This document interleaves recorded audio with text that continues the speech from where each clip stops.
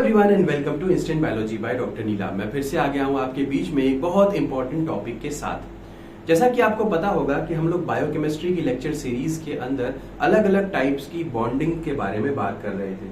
Bonding का chapter काफी ज्यादा इंपॉर्टेंट है। आप चाहे जिस भी एग्जामिनेशन के बारे में बात करें, CSIR में पूरा अलग से यूनिट ही है।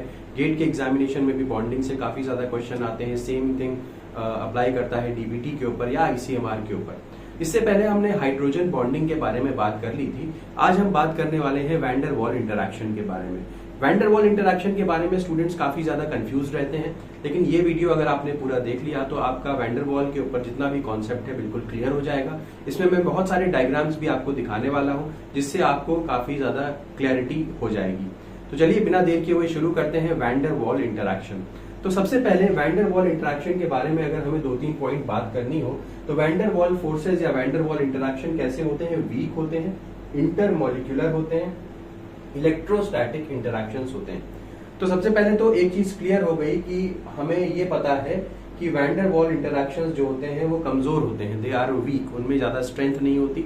नॉन कोवेलेंट इंटरैक्शन है, यहाँ पे एक पॉइंट और हम जोड़ सकते हैं कि ये नॉन कोवेलेंट इंटरैक्शन होते हैं। नॉन कोवेलेंट कह सकते हैं।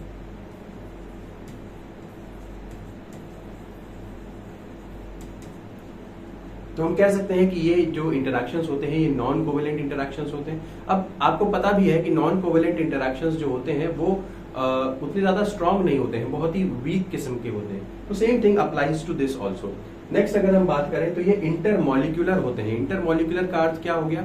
दो मॉलिक्यूल्स के बीच में यहाँ पे इंटरैक्शन देखा जाता है। अभी मैं दिखाऊंगा डायग्राम के थ्रू कि मैं यहाँ पे क्या कहना चाहता हूँ। तो इंटरमॉलिक्यूलर हो गया बिटवीन टू मॉलिक्यूल्स। तो यहाँ पे हम लिख सकते हैं कि इंटरमॉलिक्यूल मतलब बिटवीन टू मॉलिक्यूल्स, ठीक है। इलेक्ट्रोस्टैटिक इंटरैक्शन का मतलब क्या होता है? इलेक्ट्रोस्टैटिक का मतलब ये हो गया कि यहाँ पे जो चार्जेस या आप कह सकते हैं कि पार्शियल चार्जेस इन्वॉल्व रहते हैं, या पार्शियल चार्जेस इन्वॉल्व रहते हैं। अभी किस तरीके से इन्वॉल्व रहेंगे वो हम अभी देख लेंगे।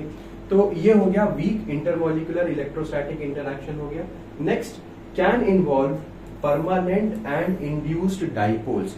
अभी यहाँ पे आपको समझ में आएगा कि आगे डायग्राम के थ्रू भी मैं दिखाऊंगा कि जो डाइपोल्स होते हैं वो यहाँ पे इन्वॉल्व रहते हैं। डाइपोल्स का मतलब ऐसे मॉलिक्यूल्स जहां पे दो पोल्स नजर आएंगे। दो पोल्स का मतलब अगर हम डिवाइड करने की कोशिश करें, एक पॉजिटिव पोल और एक नेगेटिव पोल, तो यहाँ पे दो पोल्स दिखाई देंगे, एक पॉजिटिव और नेगेटिव। डायग्राम के थ्रू भी दिखा दूंगा। तो यहाँ पे जो डाइपोल्स है, डाइपोल का मतलब two poles, one end would be positive and the other end would be negative. एक एंड यहाँ पे पॉजिटिव होगा और एक एंड नेगेटिव होगा, इसीलिए हम इसको डाइपोल बोल रहे हैं। तो ये यहाँ पे डाइपोल या तो परमानेंट डाइपोल का इस्तेमाल भी हो सकता है या इंड्यूस्ड डाइपोल का भी इस्तेमाल हो सकता है। परमानेंट डाइपोल क्या होता है और इंड्यूस्ड डाइपोल क्या होता है वो थोड़ी देर में भी समझ में आ जाएगा। दूसरी चीज यहाँ पे पोलर और नॉन पोलर दोनों तरीके के जो कंपाउंड्स होते हैं उसमें वैन डर वाल इंटरैक्शंस आपके देखे जा सकते हैं, चाहे पोलर हो चाहे नॉन पोलर हो। नेक्स्ट अगर हम बात करें तो वैन डर वाल फोर्सेस का जो नेचर होता है वो चाहे अट्रैक्टिव भी हो सकता है और रिपल्सिव भी हो सकता है। इसके पीछे का रीजन क्या है? आखिर वैन डर वाल्स फोर्स जो है वो अट्रैक्टिव और रिपल्सिव दोनों तरीके का क्यों हो सकता है? इसके पीछे का सिंपल लॉजिकल रीजन है क्योंकि यहाँ पे हमने बात की है कि ये इलेक्ट्रोस्टैटिक इंटरैक्शन है। इलेक्ट्रोस्टैटिक इंटरैक्शन में पॉजिटिव या नेगेटिव चार्जेस यूज हो सकते हैं। अगर सेम टाइप के चार्जेस एक दूसरे के सामने आ जाएंगे तो फोर्स रिपल्सिव हो जाएगा। ऑपोजिट टाइप के चार्जेस सामने आ जाएंगे तो फोर्स अट्रैक्टिव हो जाएगा। इसीलिए यहाँ पे हमने कहा कि अट्रैक्टिव या फिर रिपल्सिव फोर्स दोनों में से कुछ भी यहाँ पे लग सकता है। अब हम लोग अलग अलग टाइप के जो डाइपोल्स होते हैं उसके बेसिस पे देखेंगे कि कितनी तरीके के वैन डर वाल इंटरैक्शन हो सकते हैं। तो सारी चीजें आपको समझ में आएंगी। यहाँ पे आगे बढ़ते हैं, नेक्स्ट स्लाइड के ऊपर चलते हैं और यहाँ पे देखते हैं कि ये टाइप्स ऑफ वैन डर वाल इंटरैक्शंस क्या होते हैं। टाइप्स ऑफ वैन डर वाल फोर्सेज या टाइप्स ऑफ वैन डर वाल इंटरैक्शन, कितने तरीके के वैन डर वाल इंटरैक्शन होते हैं, कौन कौन से होते हैं, चलिए देखते हैं। सबसे पहला टाइप का जो वैन डर वाल इंटरैक्शन देखने को मिलता है वो है dipole dipole interaction. That means यहाँ पे दो डाइपोल्स एक दूसरे से इंटरैक्ट कर रहे होंगे। तो यहाँ पे क्लियर हो गया, टू डाइपोल्स इंटरैक्टिंग,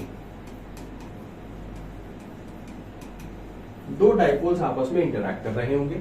दूसरी चीज जो है इसको कीसम इंटरैक्शन भी बोलते हैं, तो ये इंपॉर्टेंट पॉइंट हो सकता है, कीसम इंटरैक्शन, कीसम इंटरैक्शन भी इसको बोलते हैं।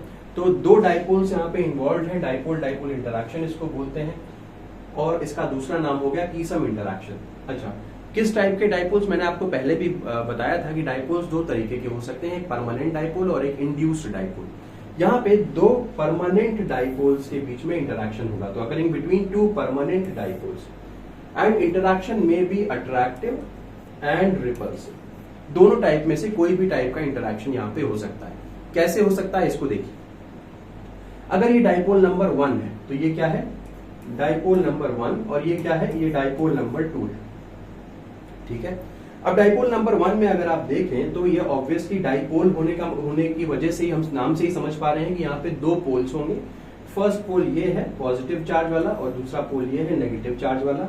ये एक और डाइपोल है, सेकेंड डाइपोल, यहाँ पर भी एक पोल ये है, दूसरा पोल ये है, और किस्मत से या बाय चांस हम कह सकते हैं कि दोनों डाइपोल्स के जो ऑपोजिट एंड्स हैं या ऑपोजिट पोल्स हैं वो एक दूसरे के नजदीक पड़ गए। यानी कि कहने का मतलब है कि यहाँ पे जो ओरिएंटेशन है वो काफी इंपॉर्टेंट रोल प्ले करता है। ओरिएंटेशन काफी इंपॉर्टेंट रोल प्ले करता है ये पता लगाने में कि आखिर जो इंटरैक्शन होगा वो अट्रैक्टिव होगा या रिपल्सिव होगा।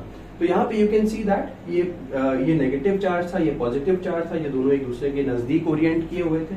तो फाइनली जाकर के क्या हो गया, जो डाइपोल बना, जो फाइनल स्ट्रक्चर बना, यहाँ पे जो इंटरैक्शन हो रहा है, यानी कि यहाँ पे वो किस तरीके का इंटरैक्शन हो रहा है, वो अट्रैक्टिव इंटरैक्शन हो रहा है। लेकिन अगर हम यही उल्टा कर देते इसको, यानी कि इसका नेगेटिव चार्ज वाला उधर हो जाता, पॉजिटिव वाला इधर हो जाता, तो ऑब्वियसली यहाँ पे फोर्स कैसा हो जाता, रिपल्शन हो जाता। तो दो बातें यहाँ पे याद रखनी है कि कीसम इंटरैक्शन या डाइपोल डाइपोल इंटरैक्शन में फोर्स जो है वो चेंज हो सकता है, यानी कि अट्रैक्टिव भी हो सकता है, रिपल्सिव भी हो सकता है, depending upon the orientation of molecule, और इसको हम लोग कीसम इंटरैक्शन बोलते हैं, और ये दो परमानेंट डाइपोल्स के बीच में देखने को मिलता है। तो ये हो गया सबसे पहला वैन डर वाल इंटरैक्शन। उम्मीद है ये क्लियर हो गया होगा। नेक्स्ट दूसरे वैन डर वाल इंटरैक्शन के टाइप के तरफ बढ़ चलते हैं और देखते हैं कि ये किसके किसके बीच में होता है। This occurs between permanent and induced dipole, यानी कि एक डाइपोल जो होगा वो परमानेंट होगा और दूसरा डाइपोल जो होगा वो इंड्यूस्ड होगा। ठीक है, तो जरा यहाँ पे देखिए, इसको मैं मान लीजिए D1 मार्क कर दे रहा हूं। तो ये डाइपोल नंबर 1 है, ये परमानेंट डाइपोल है। क्यों? क्योंकि यहाँ पे ऑलरेडी जो चार्जेस हैं वो मौजूद हैं, तो इसीलिए ये डाइपोल नंबर 1 है, ये परमानेंट डाइपोल है। यहाँ पे देखिए दूसरा एक स्ट्रक्चर है, ये दूसरा स्ट्रक्चर है, लेकिन अभी ये डाइपोल फॉर्म में नहीं आया है। यहाँ पे कोई भी पोलैरिटी नहीं देखने को मिल रही, there is no charge over here. तो अभी ये पोलर स्ट्रक्चर नहीं बन पाया, डाइपोल के फॉर्म में नहीं है। बट ये वाला जो परमानेंट डाइपोल है, इसके नजदीक होने की वजह से इसके अंदर डाइपोल टाइप का कैरेक्टर इंड्यूस करवा देता है। तो this will become a dipole. ये किस तरीके का बन जाता है, this will start behaving like a dipole. तो इसके अंदर क्या हो गया, डाइपोल कैरेक्टरिस्टिक्स इंड्यूस हो गए। तो dipole characteristics have been induced in this. तो इसकी वजह से क्या हो जाएगा, तो सपोज करिए कि ये पॉजिटिव और ये नेगेटिव तो पहले से ही था D1 के अंदर, बट ये जो हमारा दूसरा वाला स्ट्रक्चर था उसमें भी पोल्स इंड्यूस हो गए। और पोल्स किस तरीके के इंड्यूस हुए, ऑपोजिट। यानी कि यहाँ पे अगर नेगेटिव था तो इसके बगल में जो पोल होगा वो पॉजिटिव हो जाएगा, और यहाँ पे अगर पॉजिटिव था तो इसके बगल वाला नेगेटिव हो जाएगा। तो कहने का मतलब है कि ये ऑपोजिट पोल्स हो गए। दैट मीन्स यहाँ पे जो इंटरैक्शन होगा वो हमेशा अट्रैक्टिव नेचर का होगा। किस नेचर का होगा, अट्रैक्टिव नेचर का होगा। ठीक है, तो एक बात, दो तीन बातें यहाँ पे जो याद रखने वाली हो गई कि एक तो ये परमानेंट डाइपोल और इंड्यूस्ड डाइपोल के बीच में होता है। नेक्स्ट, परमानेंट डाइपोल जो होता है वो इंड्यूसेस ट्रांजिएंट डाइपोल। परमानेंट वाला डाइपोल जो है वो ट्रांजिएंट डाइपोल को इंड्यूस करता है in a nearby molecule by distorting its electron distribution. तो कहने का मतलब क्या है, इसका कुछ इलेक्ट्रॉन डिस्ट्रीब्यूशन होगा, है ना, इसके नजदीक आने से पहले इसका कुछ इलेक्ट्रॉन डिस्ट्रीब्यूशन होगा। अब क्या हो गया, इस वाले मॉलिक्यूल का इसके नजदीक आने की वजह से क्या हो गया, इलेक्ट्रॉन डिस्ट्रीब्यूशन में बदलाव आ गया। अब इलेक्ट्रॉन डिस्ट्रीब्यूशन में बदलाव आने के कारण क्या हुआ होगा, यहाँ पे इलेक्ट्रॉन जो है वो कम हो गए होंगे, तो इसीलिए पॉजिटिव चार्ज हो गया होगा, और यहाँ पे इलेक्ट्रॉन बढ़ गए होंगे इसलिए नेगेटिव चार्ज हो गया होगा। तो कहने का मतलब है कि इस डाइपोल ने इसके अंदर डाइपोल लाइक कैरेक्टरिस्टिक्स कैसे इंड्यूस किया, इसका इलेक्ट्रॉनिक कॉन्फ़िगरेशन चेंज या इसका जो कॉन्फ़िगरेशन है वो चेंज कर इलेक्ट्रॉनिक डिस्ट्रीब्यूशन को चेंज करके, और जिधर कम नेगेटिव चार्जेस हो गए वो पॉजिटिव एरिया हो गया, इधर वाला नेगेटिव एरिया हो गया, और अब दोनों में आपस में अट्रैक्शन का फोर्स देखने को मिल रहा है। तो ये हो गया सेकेंड टाइप का डाइपोल इंड्यूस्ड डाइपोल इंटरैक्शन, और इसको अट्रैक्टिव इन नेचर हम बोलते हैं। This is attractive in nature. अच्छा, इसका दूसरा नाम होता है डीबाई इंटरैक्शन। तो इसके ऊपर क्वेश्चन आ चुका है, डीबाई इंटरैक्शन में किसके किसके बीच में इंटरैक्शन होता है। This has been asked. Next आगे बढ़ते हैं और डिस्कस करते हैं इंड्यूस्ड डाइपोल इंटरैक्शन। अब इंड्यूस्ड डाइपोल इंटरैक्शन में क्या होगा, सिंपल सी बात है कि यहाँ पे डाइपोल टाइप का कैरेक्टरिस्टिक्स दोनों में से किसी भी मॉलिक्यूल के अंदर नहीं है। तो अगर हम इसको बोले तो ये इसको ए बोल रहे हैं, इसको बी बोल रहे हैं। इसको ये ए और ये बी मैंने बोला, अभी इसको डाइपोल नहीं बोला क्योंकि डाइपोल टाइप कैरेक्टरिस्टिक्स दोनों में नहीं है। अब ये क्या होगा, दोनों एक दूसरे को इंड्यूस करेंगे। यहाँ पे देख सकते हैं दोनों ने एक दूसरे को इंड्यूस किया, और ये इंडक्शन कुछ इस तरीके से हुआ कि ऑपोजिट चार्जेस जो है वो नजदीक आ गए। तो ये नेगेटिव और ये पॉजिटिव नजदीक आ जाने के कारण क्या हो रहा है, यहाँ पे अगेन अट्रैक्टिव फोर्स डेवलप हो रहा है। तो इसको सर इंड्यूस्ड डाइपोल क्यों बोला जा रहा है। इंड्यूस्ड डाइपोल बोलने का मतलब ही यही है कि यहाँ पे पहले से डाइपोल नेचर नहीं था, बाद में डाइपोल नेचर बना, और बाद में डाइपोल नेचर बनने के कारण ही यहाँ पे अट्रैक्टिव फोर्स देखने को मिल रहा है, अट्रैक्टिव इन नेचर फोर्स। अच्छा, अगर बिटवीन टू इंड्यूस्ड डाइपोल्स, तो यहाँ पे मैंने आपको बता भी दिया, दो इंड्यूस्ड डाइपोल्स के बीच में इंटरैक्शन हो रहा है। दूसरी बात, इसको और क्या बोलते हैं, this is also called as London dispersive forces या लंडन डिस्पर्शन फोर्सेज भी इसको बोलते हैं। तो ये नाम याद रखिएगा कि this is also called as London dispersion forces, ठीक है, या इंड्यूस्ड डाइपोल इंटरैक्शन भी इसको बोलते हैं।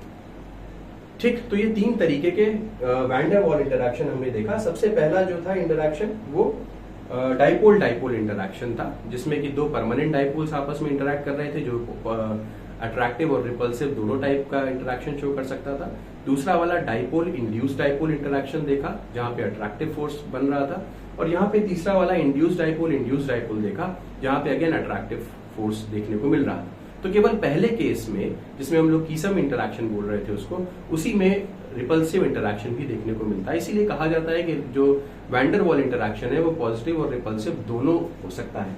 अब आगे बढ़ते हैं और डिस्कस करते हैं ये डायग्रामेटिक रिप्रेजेंटेशन। अब अगर आप इस डायग्रामेटिक रिप्रेजेंटेशन को देखें तो यहाँ पे हम लोग लिनार्ड जोन्स पोटेंशियल बोलते हैं।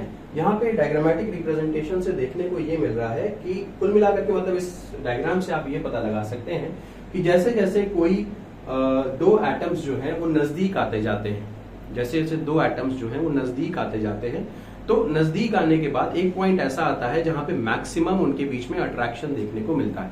अब जैसे कि यहाँ पे देखिए, जितना गहरा ये वेल होगा, जितना गहरा ये वाला वेल होगा उतना ही ज्यादा अट्रैक्टिव फोर्स होगा। तो यहाँ पे नीचे की तरफ जो है वो अट्रैक्शन दिख रहा है, ऊपर की तरफ जो है वो रिपल्शन दिख रहा है। कहने का मतलब अगेन समझिए कि दो अगर ये मॉलिक्यूल्स हैं, ये दोनों आपस में नजदीक आ रहे हैं, तो इनके बीच में जो अट्रैक्शन फोर्स होगा वो पर्टिकुलर एक डिस्टेंस पे आकर के सबसे ज्यादा अट्रैक्शन फोर्स उनके बीच में काम कर रहा हो। इस पॉइंट को हम लोग क्या बोलते हैं, वैन डर वाल रेडियस बोलते हैं। तो कहने का मतलब ये हो गया कि वैन डर वाल रेडियस समझ लीजिए इतना था, तो इस पॉइंट पे आकर के मैक्सिमम वैन डर वाल फोर्स हमको देखने को मिलेगा दोनों मॉलिक्यूल्स के बीच में। लेकिन अगर इसके बाद भी डिस्टेंस कम होता जा रहा है तो वो अब अट्रैक्टिव फोर्स नहीं रह जाएगा, वो रिपल्सिव फोर्स होने लगेगा, आपस में रिपल्शन शो होने लगेगा। तो ये देखिए, ये वापस उठने लग रहा है, यानी कि रिपल्शन की तरफ जा रहा है।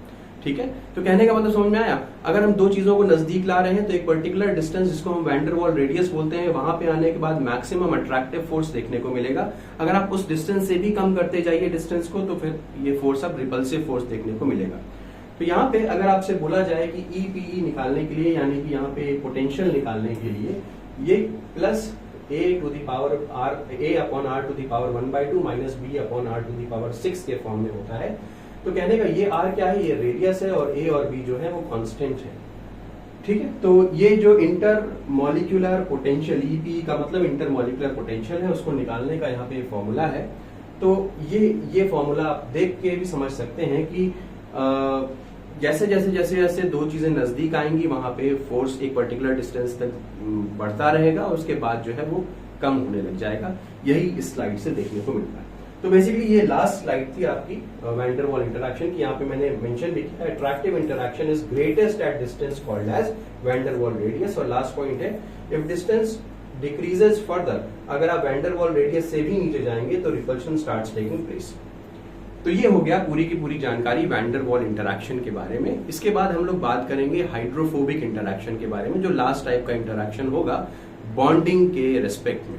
उम्मीद है कि ये वीडियो आपको पसंद आया होगा। अगर पसंद आया तो इसे जरूर लाइक करिएगा, चैनल को सब्सक्राइब करना ना भूलिएगा, बेल आइकन को जरूर प्रेस करिएगा और अपने फ्रेंड्स के साथ जरूर शेयर करिएगा। Thank you so much, have a good day.